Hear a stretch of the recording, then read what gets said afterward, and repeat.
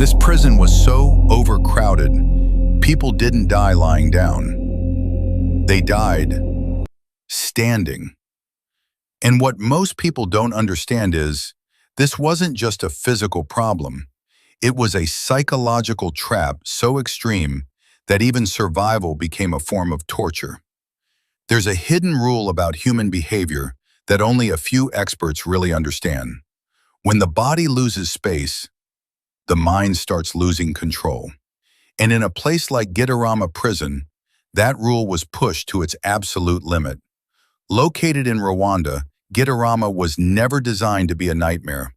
It was built to hold around 400 inmates, just 400, a manageable number, a controlled system. But after the 1994 genocide, everything collapsed. Thousands of people were arrested in a short period of time. The justice system couldn't process them. The prisons couldn't hold them. So they were all sent to one place, Gitarama.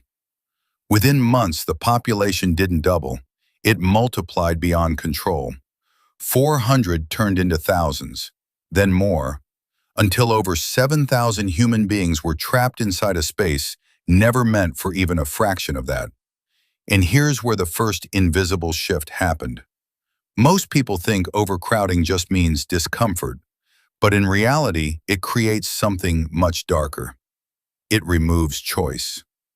Inside Gitarama, there was no personal space, no room to sit, no place to lie down, no way to step away. You didn't choose where you stood, the crowd chose for you.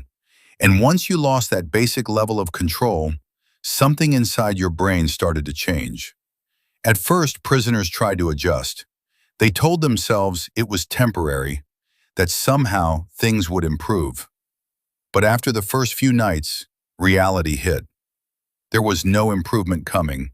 This was permanent, and survival would require something most people are never forced to do. Endure without relief. The human body is designed with limits. Stand too long and your muscles begin to fail. Blood circulation slows. Pressure builds in your joints. Pain increases with every hour. Normally, your brain protects you from this. It forces you to sit, to rest, to shift your weight. But inside Gitarama, those safety mechanisms became useless because rest wasn't an option. So the body adapted in the only way it could. It shut things down. Prisoners began sleeping while standing. Not fully, but in fragments. Seconds of unconsciousness while leaning against other bodies. It wasn't sleep. It was survival mode. And this is where a second, lesser-known psychological effect kicks in. When the brain is denied proper rest for long enough, it stops processing reality correctly. Time becomes distorted. Days blur together. And your awareness of what's happening around you starts to fade. That's when the first truly disturbing signs appeared. Some prisoners stopped moving. At first, no one paid attention. In a crowd that dense, stillness didn't mean anything. But then someone noticed something strange. A man hadn't moved for hours, then longer. Then someone leaned closer and realized the truth. He wasn't resting. He was dead. And yet, still standing, because there was no space for his body to fall. The crowd held him upright like part of the structure itself.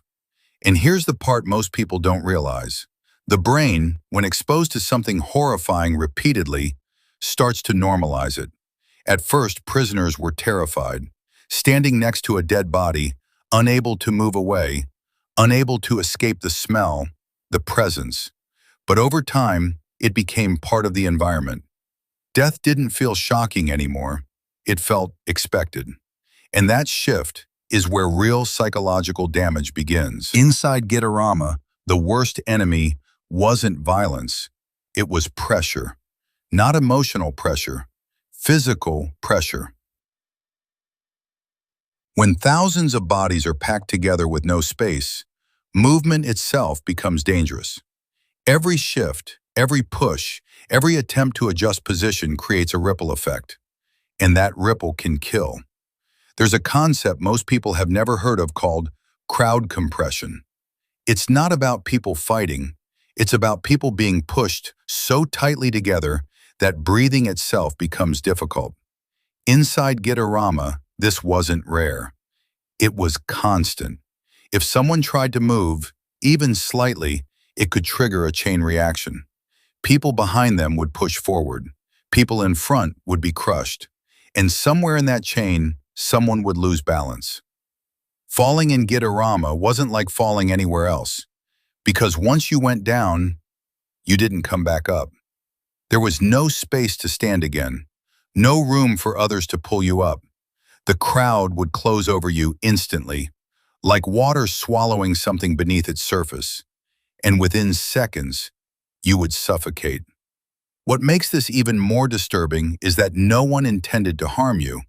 They weren't attacking, they were just trying to survive. That's what made it terrifying. Danger wasn't personal, it was environmental. Even the guards understood this.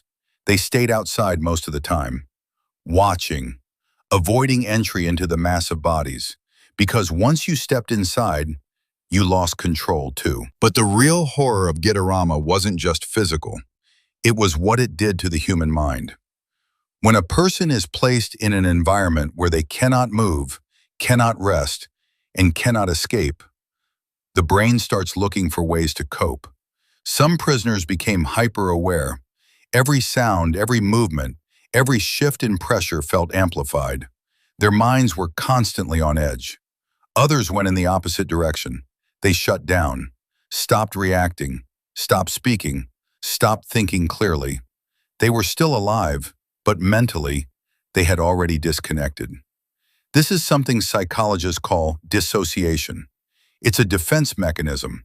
When reality becomes too overwhelming, the brain distances itself from the experience. Inside Gitarama, this wasn't rare. It was common. Prisoners would stare into nothing, surrounded by chaos, yet completely detached from it. And over time, something even deeper happened. Identity began to fade. When you stand pressed against hundreds of bodies for days, weeks, months, you stop feeling like an individual. You become part of a system, a mass, a structure. Your sense of self weakens. And once that happens, fear changes. You no longer fear what might happen. You fear that nothing will ever change. The physical damage, however, could not be ignored forever. After prolonged standing in such extreme conditions, prisoners began noticing changes in their bodies that didn't feel normal. Their legs became numb, not temporarily, permanently. Blood circulation was failing, feet swelled to unnatural sizes, skin cracked, split, and developed open wounds that never healed. And then came the most disturbing stage. Tissue began to die. Slowly, without warning. Some prisoners reported losing feeling completely below their knees. Others developed infections so severe that parts of their body started decomposing while they were still alive. But here's the part that makes this almost impossible to imagine. They still had to stand, because there was no alternative, no space to sit, no space to lie down, no escape from the pressure. This created a paradox. Staying alive required standing, but standing was destroying their bodies. Survival itself became the source of suffering. And in that moment, the idea of relief changed. For some prisoners, death didn't feel like fear anymore. It felt like release. Eventually, the outside world began to hear whispers about Gitarama. Reports started leaking out, descriptions that sounded exaggerated, impossible, unreal. But when investigators finally looked closer, they realized something chilling. The reality was even worse than the stories. International pressure began to build. Changes were forced. Some prisoners were transferred. Conditions slowly improved over time. But for those who survived, nothing truly changed. Because the real damage wasn't just physical, it was psychological. Once you've experienced a place where you couldn't move, couldn't rest, couldn't escape, your mind doesn't forget that, even after freedom, even after time. Gitarama wasn't just a prison. It was a system that exposed something deeper about human limits. A place where the body adapted until it broke, and the mind followed soon after. So here's the question most people never ask. What's worse? A place where you fight to survive every day, or a place where survival itself slowly destroys you? Because in Gitarama, people didn't just fear death, they feared the way it would come. Quiet, unnoticed, and still standing. If you want more stories like this, the kind that most people don't even know exist, make sure you subscribe. Because some places in this world are far more disturbing than